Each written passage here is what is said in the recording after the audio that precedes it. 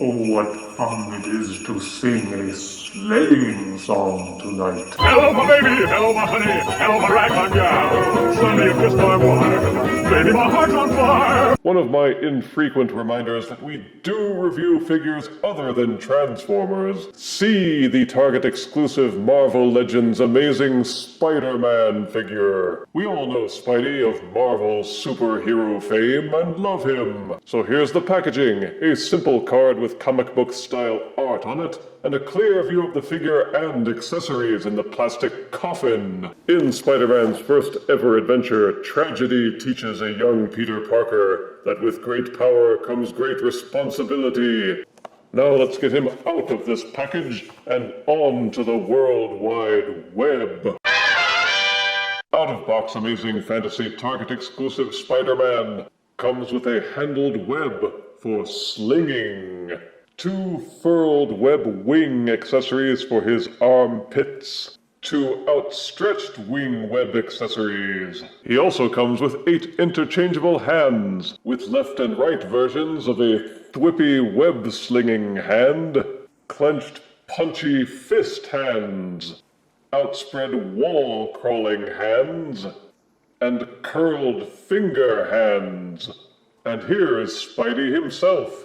The molding and colors are based more or less on his original appearance in the Amazing Fantasy magazine. Decked out in his classic colors of red with black webbing, a black spider logo on the chest, and most of the bodysuit in a composite dark blue. The comics had those sections colored black but with lighter blue highlights to set off his musculature. The only thing different about this figure and the other Amazing Fantasy Spider-Man, which came out a while back, is that this Target-exclusive version has a light blue spider symbol on his back. And that's pretty much it. Otherwise, the molding, the colors, the accessories are all the same. But is that a bad thing? No, not really. Unless you already have the other Amazing Fantasy figure, in which case you would have no real reason to procure this one. Unless it's to mollify that completionist itch of yours. But for those like me who don't have the other figure, this one is your chance to pick up what you missed out on.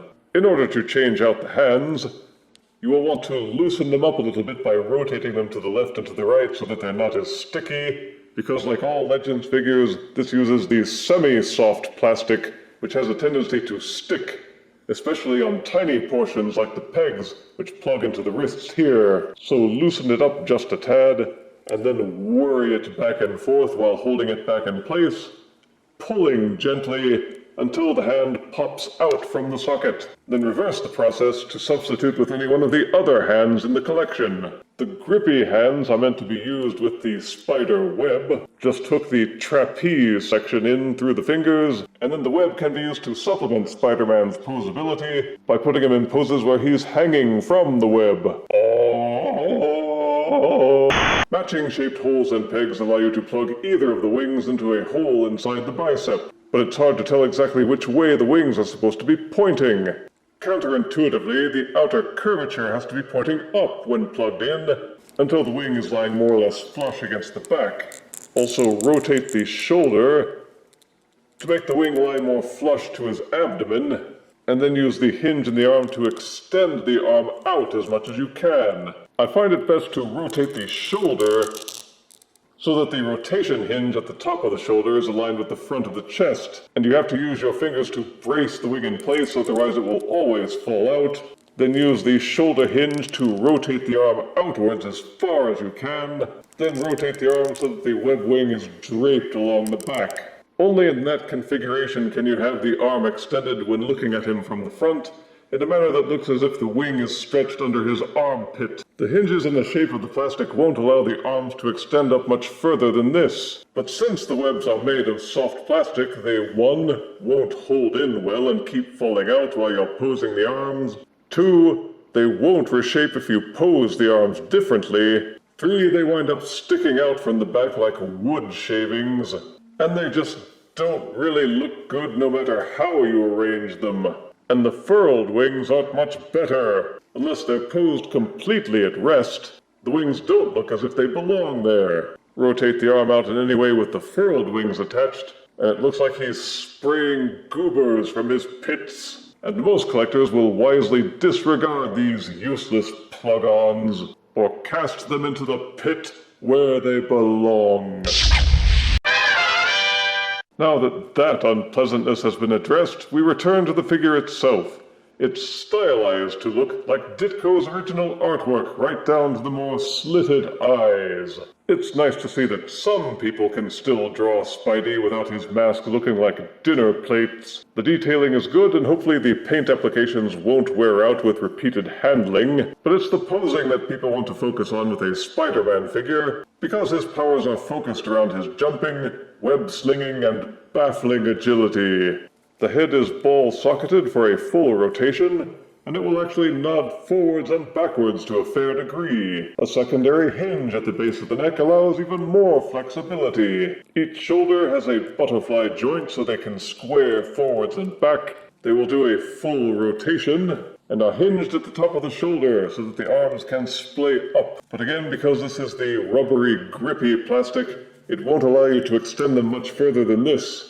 And this overhanging section near the trapezoids will mean that he can't raise his arms high. But there's an upper bicep swivel that will fully rotate, and there are double joints at the elbows so that he can budge up his arms very nicely. There's no actual waist rotation. Instead, there's an upper torso rotation. It will do a full 360 degrees if you want to make him look like a push-me-pull-you. The upper body section will also flex a little for upper body crunching or back arching. And there's a hinge at the waist, which allows for an even wider range. Each leg will kick forwards about this far. The hard plastic butt doesn't allow for the legs to extend backwards nearly as far, but the hips are hinged so that the legs will kick outwards, a full upper thigh rotation, double-jointed knees which allow for excellent crouching. There's a split in the middle of the lower leg which allows the shins to do a full rotation, and the ankles have a soft ratchet which allows the foot to angle forward 1 click,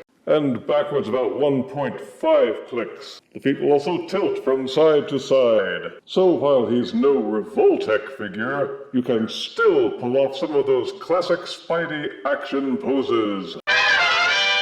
For size comparison, here's Target exclusive Amazing Fantasy Spider-Man next to Marvel Legends Homecoming Onesie Spider-Man.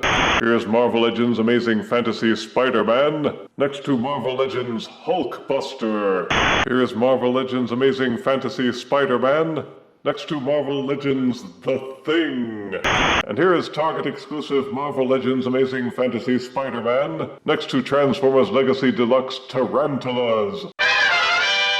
Seeing superheroes that you admire represented in miniature plastic replicas has become a multi-billion-dollar industry, and Spider-Man is a well that's been keeping their beaks wet for a long time. As with almost all superhero figures, the Amazing Fantasy Spider-Man figure is likely to appeal only to fans of the overall franchise. And to those persons, this is an excellent catch if you can find it. Positives are that it's an exact replica of the previously released Amazing Fantasy Spider-Man, except for the blue spider insignia on the back. It's an excellent figure that poses well, holds together well, and comes with several accessories to customize him. It's good to see him looking more like the original Ditko artwork, and nice to see a real Spider-Man instead of all the wacky clown versions they've been cranking out for the multiverse. Negatives are that while it poses well, it's still no match for figures like the Revoltech Spider-Man or Mafex. The blue spider symbol is a bit jarring,